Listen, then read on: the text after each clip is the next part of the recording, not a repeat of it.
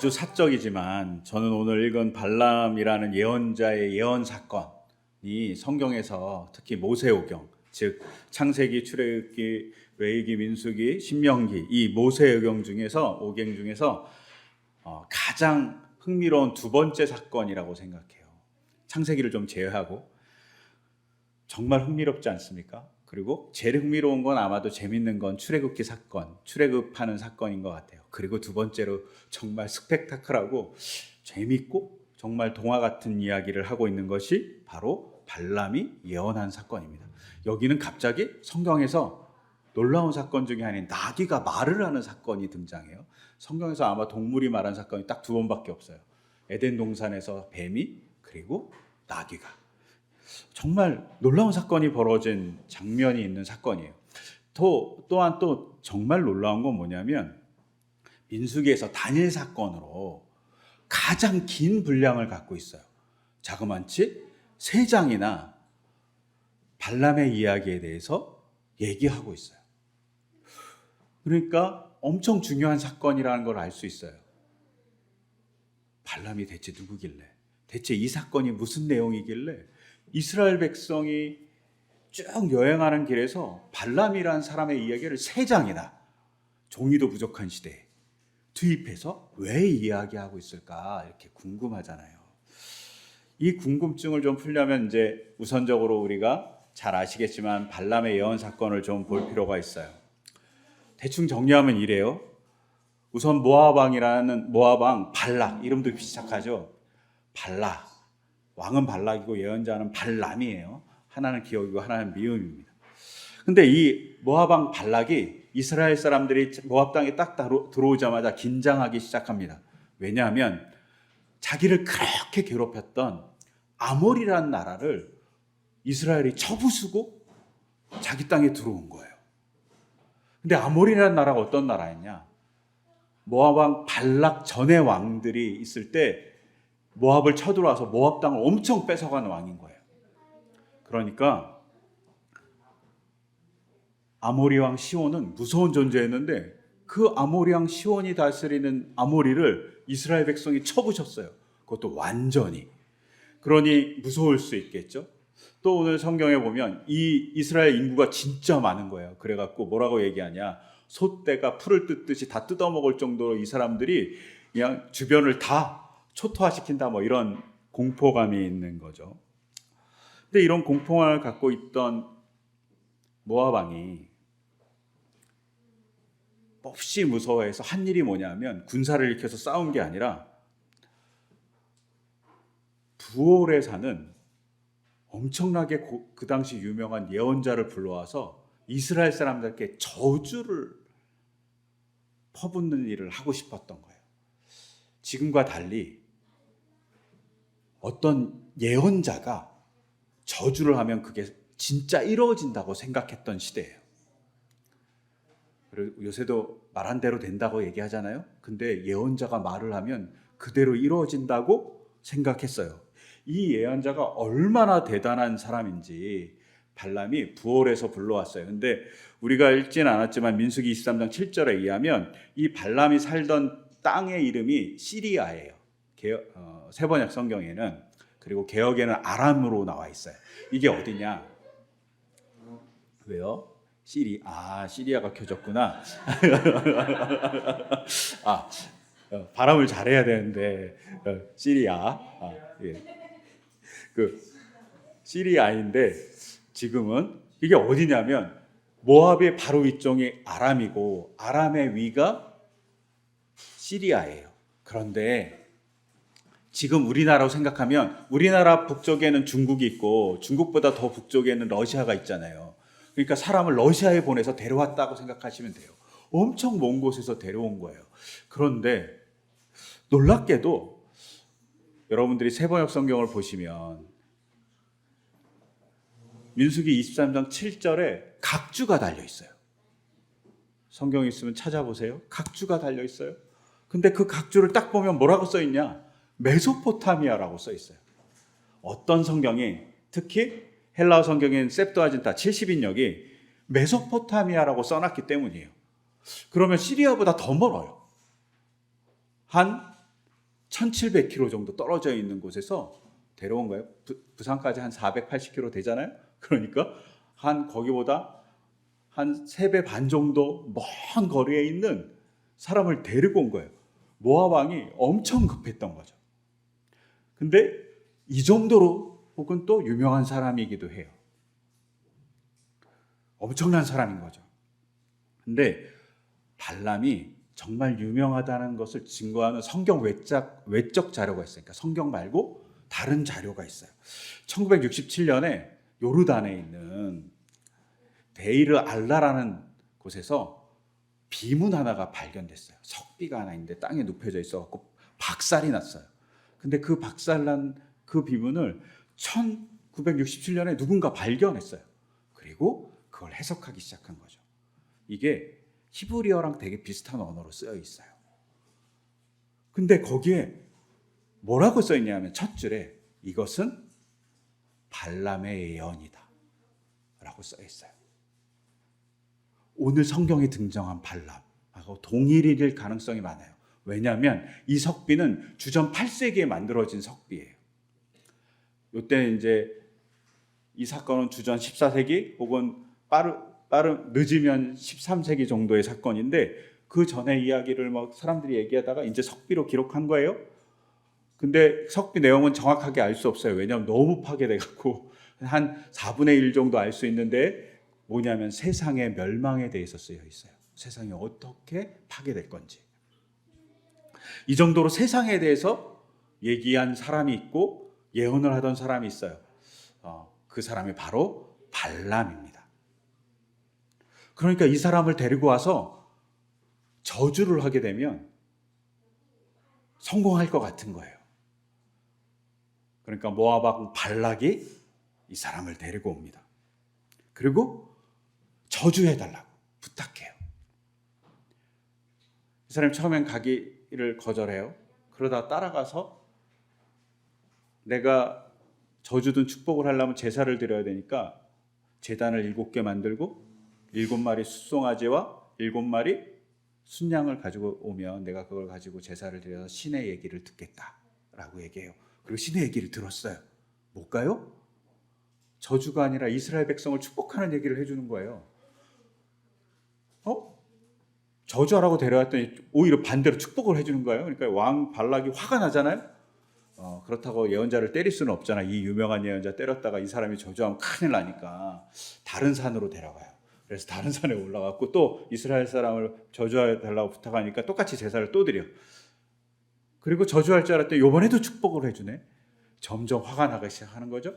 발락이 화가 나니까 쫓아낸 게 아니라 다시 또 다른 산에 데려가고 이스라엘 사람들을 보여주고 저주해달라니까 똑같이 또 제단을 쌓고 제사를 드려. 그리고 신탁을 또 들어. 이번에는 저주해 주겠지? 아니요. 이번에는 축복을 더 세게 해주는 거예요.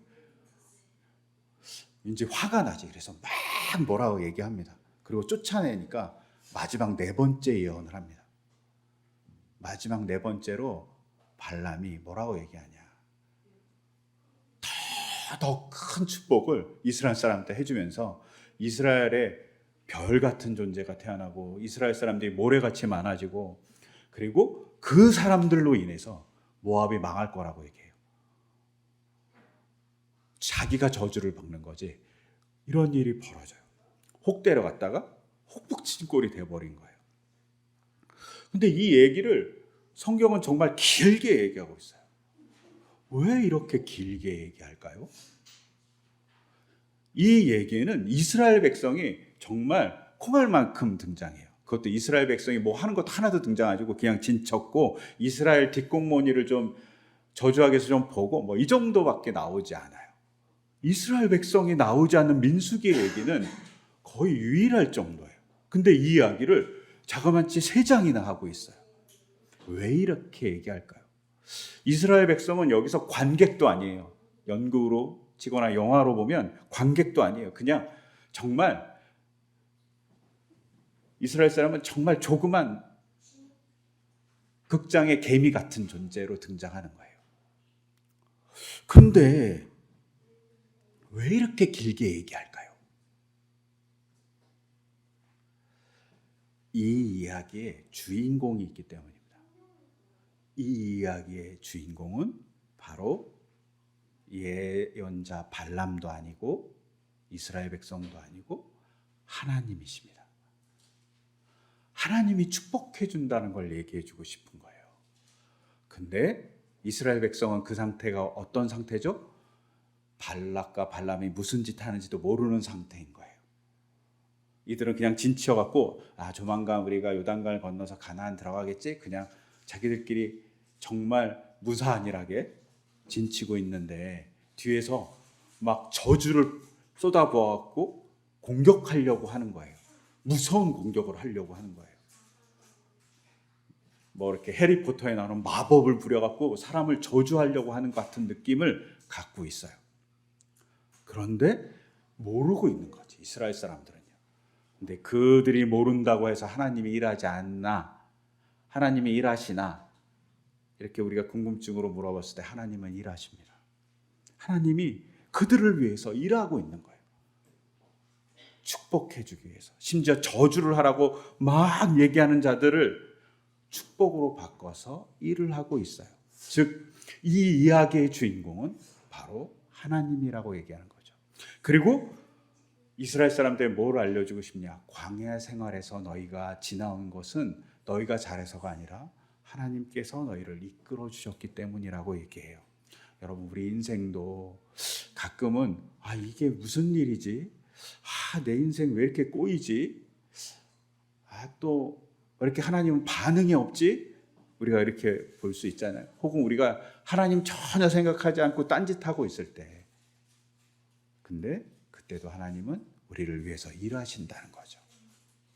이거를 증명하듯이 나타내 주는 것이 바로 민수기 22장부터 24장의 발람의 이야기예요.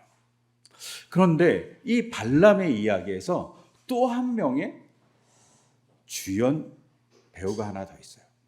하나님이 진짜 주연 배우라면 두 번째 주연 배우가 있어요. 근데 이 사람은, 이 두 번째 주연 배우는 하나님이 깨닫기 바라는 사람이었어요. 누구냐? 모압 왕 발락입니다. 모압 왕이 이스라엘 백성이 아모리를 이겨서 자기까지 왔다는 사실을 들었어요. 또한 엄청난 수가 불어서 자기 앞에 있는 걸 알아요. 근데 어디서 왔어요? 이집트의 노예 생활을 했던 사람들이 이집트에서 나와서 자기까지 온 거예요. 다 알아. 그러면 이 얘기를 다 안다면 모압 왕이 알아야 될 게 뭡니까? 이들이 왜 이렇게 왔나? 이들이 믿는 하나님이 이들을 구원해주고 보호해줘서 여기까지 왔다라는 걸 알면 모압 왕이 할 일은 하나님을 믿는 일이에요. 근데 모압 왕이 어떻게 합니까? 모압 왕이 첫 번째 발람이라는 예언자를 데리고 데려간 곳이 어디냐? 오늘 보시면 바알의 산당이 있는 곳이에요. 바알 신을 섬기는 곳에 누굴 데려가냐? 발람을 데려가서 예언해달라고 그런 거예요. 하나님을 믿는 게 아니라 모압 왕이 바알을 믿는 자로 저주하고 싶은 거예요. 하나님에 대한 인식을 갖고 있지 않아요. 그러니까 어떻게 합니까? 미움으로, 공포로 자기 것을 보호하는 것을 위해서 이스라엘 백성을 저주해요. 하고 싶어요. 근데 이스라엘 백성과 싸우냐? 이스라엘 백성이 거기를 해했냐? 그런 기록도 없어요. 자기의 공포, 자기의 이익, 자기의 신념에 갇혀서 이스라엘 백성을 저주하고 싶은 거예요. 그런데 이것을 조금 더 잘 보여주기 위해서 성경은 하나의 우화를 얘기해요. 무슨 얘기를 하냐면, 오늘 우리가 읽었던 본문에 보면 모압 왕 발락이 발람을 데려 사람들을 보냈어요. 그리고 같이 갑시다 얘기하니까 민수기에서 보면 뭐라고 얘기하냐면, 내가 갈 텐데 하나님께 물어보고 가겠다고 얘기해요. 하나님께 발람이 물어봐. 그랬더니 하나님이 가라고 얘기해요. 그래서 오늘 우리가 읽었던 22장 20절을 보면 하나님 이렇게 얘기해요. 이 사람이 너를 부르러 왔으니 너는 일어나서 그들과 함께 가거라. 그러나 내가 너에게 하는 말만 하도록 하라. 이렇게 얘기했어요. 발람이 이제 자기를 데리러 왔으니까 하나님도 허락해 줬으니까 이제 룰루랄라 그 다음날 일어나서 나귀의 안장을 얹고 막 가려고 해요. 그런데 갑자기 이 나귀가 안 가. 나귀가 안 움직여. 그리고 나귀가 막 끌고 가려니까 옆길로 새갖고 막 삐져나가는 거야. 그러니까 예언자 발람이 어떻게 했을까요? 나귀를 때려. 그러니까 나귀가 맞으니까 또 제자리에 돌아와서 또 가려고 그래요. 근데 조금 가다 보니까 좁은 길이 나왔어. 골목이죠. 포도원의 골목이 나왔어요. 근데 그 골목에 딱 보니까 누가 있었냐면 나귀의 눈에는 하나님의 천사가 칼을 들고 죽이려고 있는 거야. 너무 무서우니까 나귀가 움직이지 않고 막 벽에 붙어. 그러다가 발람의 발을 막 벽에 긁어버려요. 그러니까 발람이 화가 나니까 나귀를 더 세게 때려. 나귀가 또 맞고 또 끌려가려고 그러는데 하나님의 천사가 칼을 들고 이제 내리치려고 딱 그러니까 나귀가 어떻게 했을까요? 주저앉아버려요. 주저앉아버리니까 발람이 화가 나갖고 이제는 지팡이로 막 때리는 거예요. 막 맞던 나귀가 말을 합니다. 이렇게 얘기하죠. 제가 주인 어른께 무슨 잘못을 하였기에 저를 이렇게 3번씩이나 때리십니까? 저야말로 오늘까지 어른께서 늘 타시던 어른의 낙이 아닙니까? 제가 언제 이처럼 버릇 없이 군 적이 있었습니까? 이렇게 막 나귀가 말을 하는 거예요. 놀라운 일이 벌어진 거죠. 그 순간 발람의 눈에 하나님의 천사가 칼을 들고 있는 게 보입니다. 근데 이거 되게 이상하잖아요? 20절에서 하나님이 가라고 그랬어. 근데 21절에서부터 바로 하나님이 막 죽이려고 달라들어. 이 말도 안 되는 상황이 벌어진 거잖아요. 이 상황을 다 보고 있었을 거 아니에요, 고관들이. 근데 왜 이 상황을 보고 있었던 고관들이 보고했을 때 그 보고를 들은 모압 왕은 무슨 이야기를 하고 있었는지에 대한 깨달음이 없었을까라는 질문이 생겨요. 성경은 일부러 나귀 같은 존재가 누구라고 얘기하냐면 바로 모압 왕 발락이라고 얘기하는 거예요. 나귀가 3번이나 거부하잖아요. 발람이 3번이나 제사를 드리고 예언을 들어요. 3개가 2개 약간 평행을 이루잖아요. 일부러 성경을 기록한 사람이 이런 평행을 만들었을 가능성이 많아요. 이 평행을 통해서 뭘 보여주고 싶어요? 모압 왕 너는 저주하지 말아라. 내가 사랑하는 백성이야. 너 봤잖아. 그리고 너도 나를 봐야지. 발람이 예언자였는데 나귀보다 못해갖고 하나님의 천사를 못 봤어. 내가 보낸 천사를. 너도 지금 그런 사정이야. 그런데 제발 눈을 떠! 라고 얘기하는 거예요. 근데 왜 눈을 못 뜰까요? 이 사람이 발락이 자기 욕심, 자기 안전, 자기 민족만 생각하니까, 자기 나라만 생각하니까 이스라엘 백성을 통해서 하나님이 일하시고 싶어하는 것을 보지 못해요. 저는 개인적으로 이스라엘 백성의 여호수아기에 나와 있는 막 들어가고 쳐부수고 막 이런 것도 있겠지만 여호수아기 말고 사사기에서는 이스라엘 백성이 가나안 땅에 가서 같이 더불어 사는 모습이 있어요. 그게 이스라엘 백성이 가나안 땅에 들어가서 정착하는 과정의 중요한 모습이라고 생각해요. 쳐부수는 것도 있겠지만 그거보다 더 중요한 건 사사기에 나온 더불어 사는 모습이에요. 하나님이 그렇게 더불어 살라고 이스라엘 사람을 가나안 땅에 보냈을 거라고 생각해요. 그런데 그걸 생각하지 않아요. 더불어 살 존재로 보지 않고 자기를 파괴하거나 자기를 불편하게 하거나 자기 이익을 뺏을 존재로 보고 있는 거죠. 그러니까 저주할 대상으로 봅니다. 근데 이런 모습이 예수님 당시에도 있죠. 예수님이 예루살렘 입성을 할 때 뭘 타고 가죠? 나귀를 타고 갑니다. 나귀는 순정을 상징하고 나귀는 왕의 입성을 상징합니다. 그런데 예루살렘에 있는 제사장들, 율법학자들, 바리새인들은 자기 생각에 갇혀서 자기 이익을 챙기기 위해서, 자기 권력을 유지하기 위해서 어떻게 하냐? 예수님을 십자가에 답니다. 예수님을 십자가에 단다는 건 뭐냐면 저주에 버린다는 거예요. 옛날에는 나무에 다는 게 저주란 말이에요. 저주 받는 것보다 더 못한 상태가 바로 십자가에 달리는 상태인 거예요. 그런데 율법학자들이, 제사장들이, 바리새인 경건하다는 사람들이 예수님을 십자가에 달아버렸습니다. 저주의 구렁텅이에 예수님을 던져버린 거예요. 왜? 그들이 자기 안위만 생각하고 자기 권력만 생각했기 때문입니다. 모압 왕 발락과 별로 다르지 않습니다. 그런데 십자가의 예수님은 어떻습니까? 자기를 그렇게 미워하는, 자기를 그렇게 학대하는 사람들에게 첫 번째 하신 말씀이, 십자가에서 하신 말씀이, 아버지 저 사람들을 용서해 주십시오. 저 사람들은 자기네가 무슨 일을 하는지 알지 못합니다. 사랑의 이야기를 하죠. 성삼위일체 하나님이 자기 이익에 갇히지 않으니까, 자기만의 사랑에 갇히지 않으니까 자기를 학대하는 자를 사랑할 수 있고 그 여백이 있습니다. 또 어떻습니까?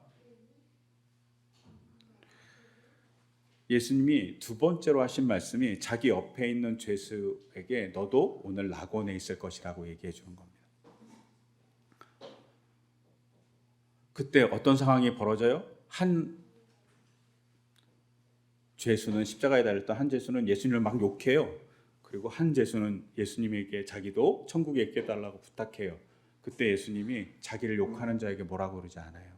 그리고 천국에 있게 해달라고 부탁한 자에게, 자기도 구원받게 해달라는 자에게 너도 나랑 같이 오늘 천국에 있겠다라고 얘기합니다. 사랑해 주는 거. 십자가에서, 이게 십자가에서 하실 말씀은 아니잖아요. 그런데 그렇게 얘기합니다. 또 어떻습니까? 십자가에서 세 번째로 하신 말씀이 뭐냐면, 어머니, 이 사람이 어머니의 아들입니다.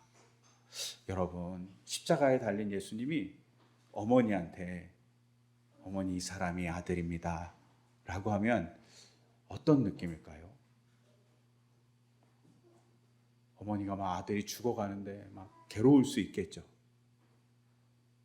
자기 아들이 막 십자가에 달려서 신음하는 게 괴로울 수 있겠죠.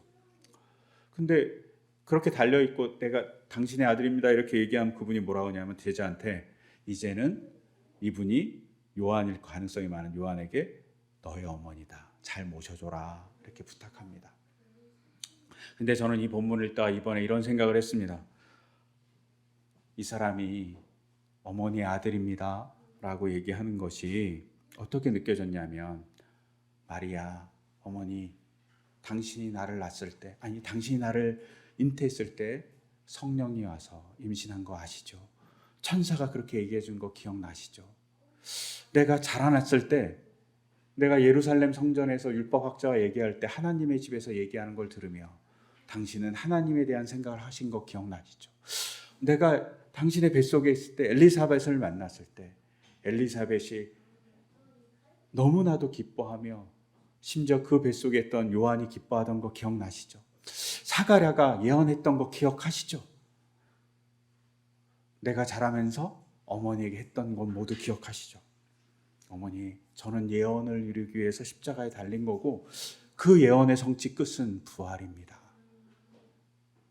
어머니, 아들을 키우면서 하나님이 주셨던 그 아들, 하나님이 주셨던 그 사랑 기억하시죠?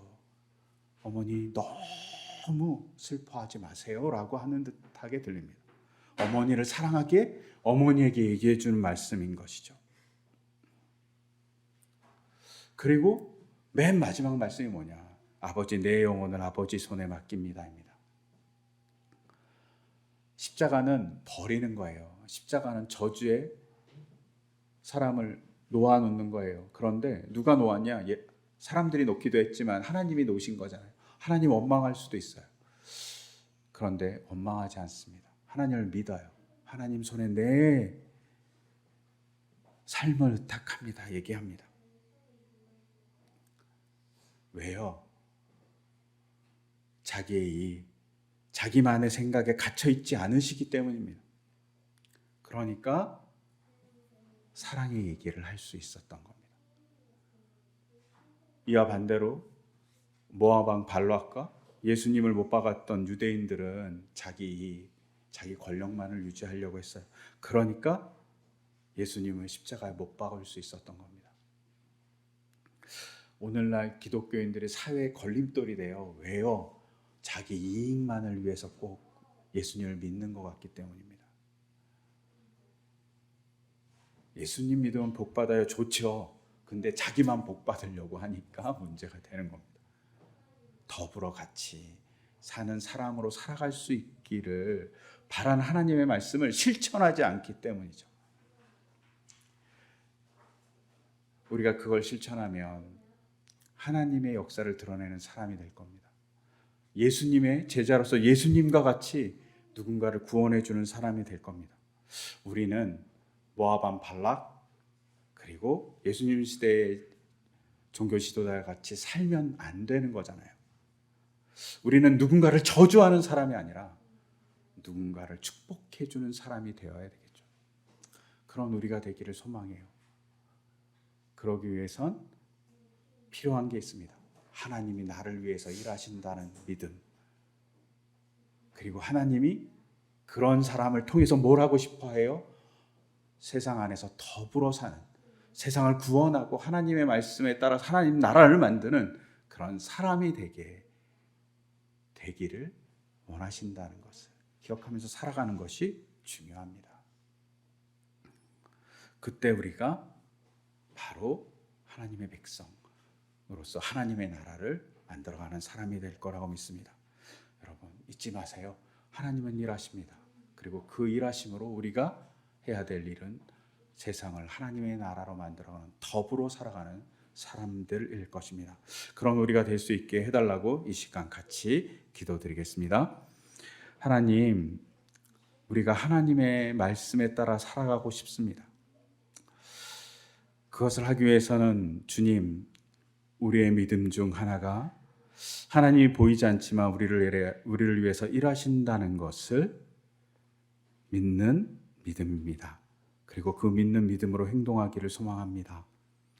또한 그 소망을 가져서 나의 이익을 지키기 위해서 누군가를 저주하고 험담하는 자가 아니라 누군가를 세우고 누군가를 축복해 주는 자가 될 수 있도록 주께서 인도하여 주시옵소서. 그것을 위해서 깊이 있도록 주님의 사랑을 경험하기를 소망하며 이 모든 것 주 예수 그리스도의 이름으로 기도드립니다. 아멘.